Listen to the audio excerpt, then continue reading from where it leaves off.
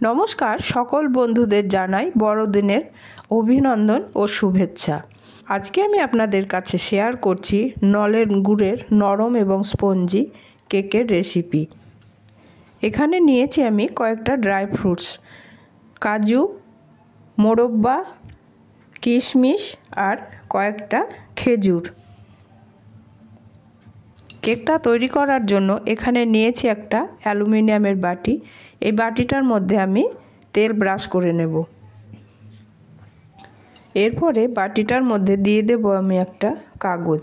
আমার কাছে কোনো বাটার পেপার নেই, আমি সাদা খাতার পেজ নিয়ে এটা দিচ্ছি এবং কাগজের মধ্যে একটু তেল ব্রাশ করে নিচ্ছি।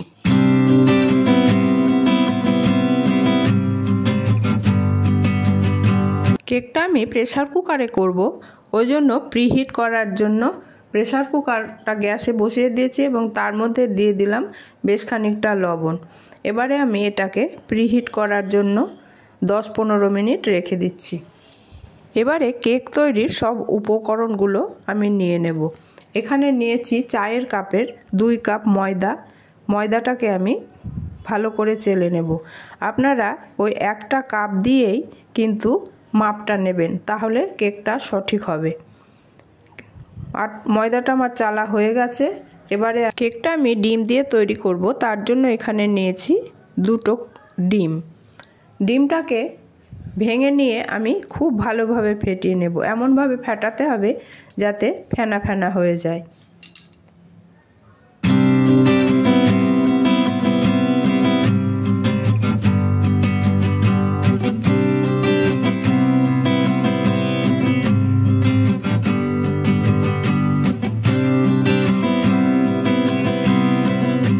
এবারে যে কাপে আমি ময়দা মাপ করেছিলাম সেই কাপেরই হাফ কাপ আমি তেল নিয়ে নিলাম।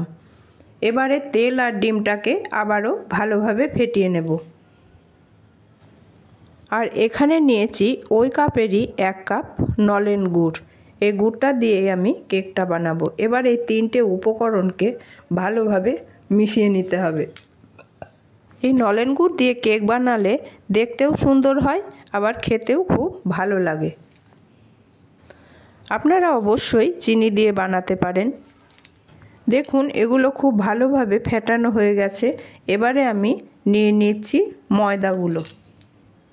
ময়দার মধ্যে এবারে দিচ্ছি 1 চামচ বেকিং পাউডার আর হাফ চামচ বেকিং সোডা। এ দুটোকে ময়দার সাথে খুব ভালোভাবে আমি মিশিয়ে নেব। যে মিশ্রণটা আমি ফেটিয়ে রেখেছিলাম এবার আমি সেটা ময়দার মধ্যে দিয়ে দেব এবং খুব ভালোভাবে আবারও ফেটিয়ে নিতে হবে।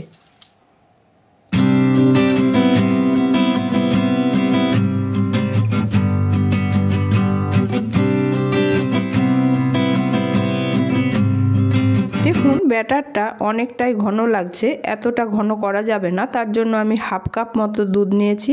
এটা অল্প অল্প করে মেশাবো। বড়দিনের কেক আশা করি বাড়িতে সবাই বানিয়েছেন এবং খুব ভালো বানিয়েছেন।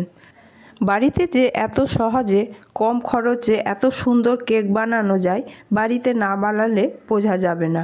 আমি আবারও আরেকটুখানি দুধ দিয়ে ব্যাটারটা ফেটিয়ে নেব, তাহলেই ব্যাটারটার ঘনত্ব ঠিক হবে। কেকের ব্যাটারের ঘনত্ব ঠিক এই রকম হবে। এবারে আমি যেসব ড্রাই ফ্রুটসগুলো কুচিয়ে রেখেছিলাম তার মধ্যে একটু ময়দা মাখিয়ে আমি ব্যাটারের মধ্যে দিয়ে দেব এবং আবারও ভালোভাবে মিশিয়ে নেব।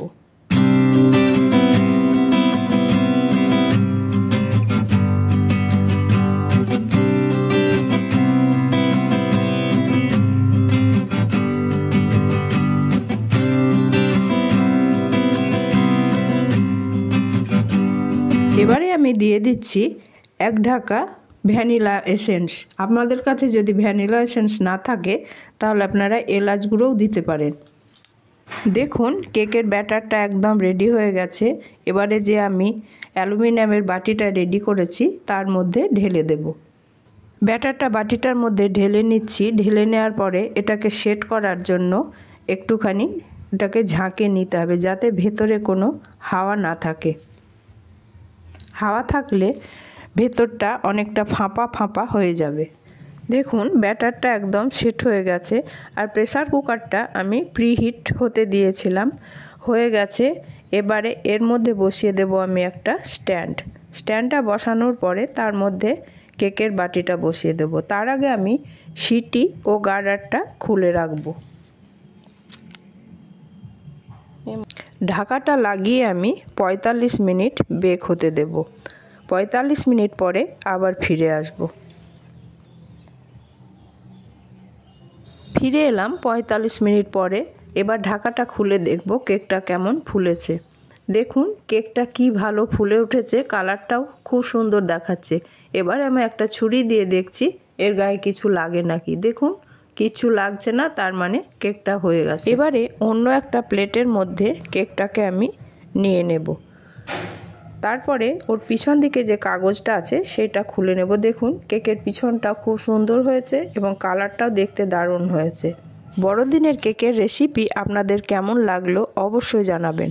ভালো লাগলে ছোট্ট করে একটা লাইক, কমেন্ট ও শেয়ার করে দেবেন। আমার চ্যানেলে যারা নতুন তাদের কাছে অনুরোধ চ্যানেলটিকে সাবস্ক্রাইব করে আমার পাশে থাকার জন্য। পাশে থাকা বেল আইকনটা অবশ্যই অন করে রাখবেন।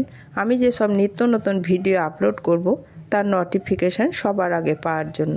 আজ তাহলে এখানেই শেষ করছি। আবার আপনাদের সামনে হাজির হব নিত্য নতুন রেসিপি নিয়ে। আপনারা ভালো থাকবেন, সুস্থ থাকবেন। ধন্যবাদ।